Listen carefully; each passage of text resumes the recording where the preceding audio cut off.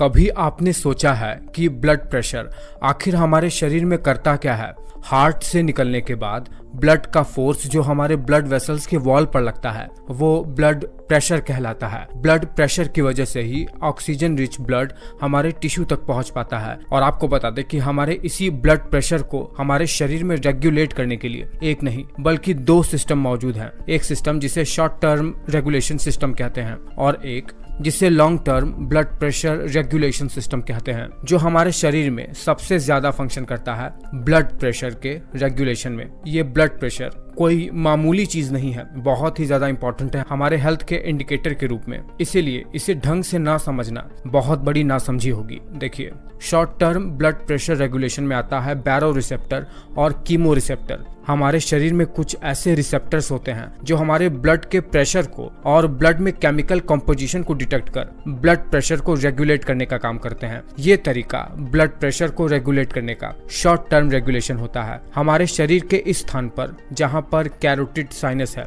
वहां पर बैरो रिसेप्टर पाया जाता है और कीमो रिसेप्टर भी पाया जाता है। लेकिन जो long term blood pressure regulation होता है वो ज्यादा महत्वपूर्ण होता है। ये सबसे ज्यादा अफेक्ट कर सकता है हमारे ब्लड प्रेशर को। और ये जो long term blood pressure regulation है उसके लिए हमारे शरीर में एक बहुत ही इंपॉर्टेंट सिस्टम मौजूद है, रेनिन एंजियोटेंसिन एल्डोस्टेरोन सिस्टम, जिसे RAAS के नाम से भी जाना जाता है। इसमें हमारा किडनी भी शामिल है और जैसा कि मैंने आपको पिछले की वीडियो में बता रखा है, हमारे किडनी के ऊपर मौजूद एड्रीनल ग्लैंड जो कि पेयर में होता है उससे एक हार्मोन निकलता है एल्डोस्टेरोन। वो हमारे ब्लड प्रेशर को रेगुलेट करने में मदद करता है। सोडियम और वाटर रिटेंशन कराकर वो इसी सिस्टम से ही रेगुलेट होता है। और मैंने आपको ये भी बता रखा है कि यही किडनी के ऊपर मौजूद हमारा एड्रीनल ग्लैंड कॉर्टिसोल हार्मोन भी बनाता है, जो तब बढ़ता है जब हमें स्ट्रेस होता है, चिंता होती है और इसी की वजह से हमें अलर्टनेस महसूस होता है। यही एड्रीनल ग्लैंड हमारे सेक्स हार्मोन जैसे टेस्टोस्टेरोन और एस्ट्रोजन के प्रीकर्सर को भी बनाने में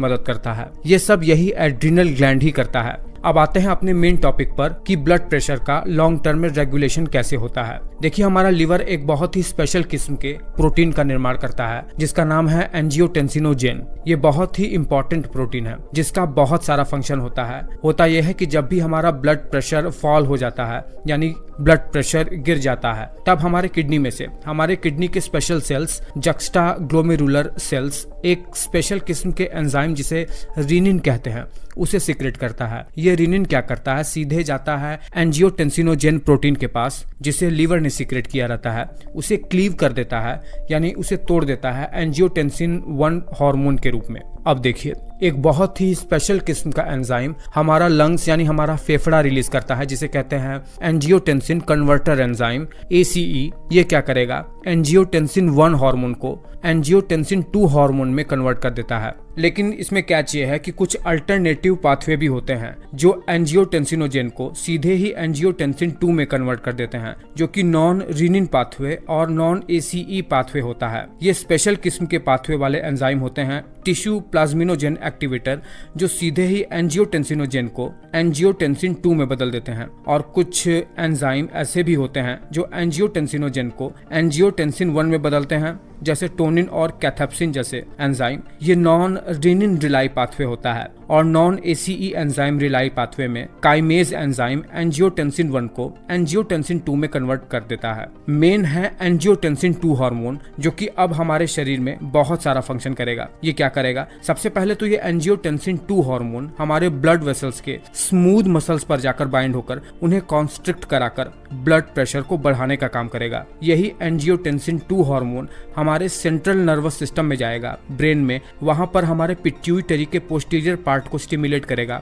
वैसोप्रेसिन यानी एंटी डाययूरेटिक हार्मोन को रिलीज करने के लिए, जो कि हमें ज्यादा से ज्यादा प्यास लगवाएगा और ज्यादा से ज्यादा ब्लड में साल्ट और वाटर का रिटेंशन करवाएगा। और इसका तीसरा सबसे मेजर फंक्शन होगा कि ये सीधे हमारे एड्रीनल ग्लैंड के कॉर्टेक्स के ऊपर वाले लेयर पर जाकर वहां पर जाकर बाइंड होकर उसे स्टिमुलेट कर देगा एड्रीनल ग्लैंड को एल्डोस्टेरोन हार्मोन को रिलीज कराने के लिए। ये एल्डोस्टेरोन हार्मोन एक स्टेरॉयड हार्मोन है। ये सीधे सेल मेम्ब्रेन को पार करके सीधे सेल न्यूक्लियस के अंदर जाता है। वहां पर DNA के स्पेसिफिक पोर्शन से बाइंड होकर mRNA बनाएगा। mRNA अब स्पेशल किस्म के प्रोटीन को सिंथेसिस करके शरीर में फंक्शन करवाएगा। यानी यही एल्डोस्टेरॉन ही शरीर में प्रोटीन को फॉर्म कर आप शरीर में सोडियम को बैलेंस बनाए रखने के लिए उन्हें ज्यादा रिटेंशन कराकर, वाटर रिटेंशन करवाकर ब्लड प्रेशर को मेंटेन करेगा। दरअसल सोडियम एक आयन है जो कि सेल मेम्ब्रेन के ऊपर मौजूद सेल प्रोटीन, जो कि एक तरीके से